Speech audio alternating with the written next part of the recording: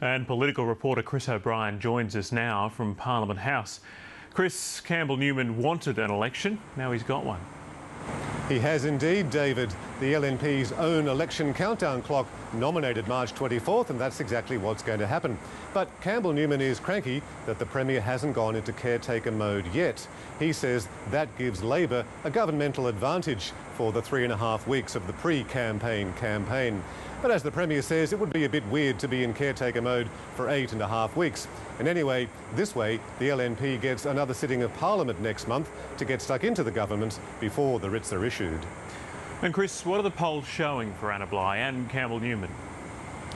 They show that this election is there for the LNP's taking. A news poll and Galaxy regularly now have the LNP more than 10 points ahead on a two-party preferred basis.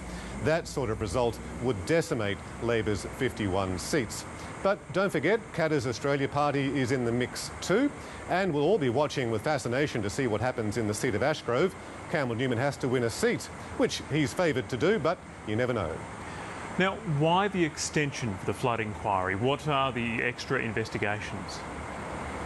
Well, David, the Australian newspaper says it's uncovered evidence not only that Wivenhoe Dam was mismanaged during the floods last year, but that efforts were made to cover that up. So that's what the inquiry is going to look into. That's why it's dragging on longer than intended. And of course, any adverse findings that may or may not come down in the middle of the campaign will be very interesting fodder indeed. David. Thanks, Chris. Chris O'Brien there at Parliament House.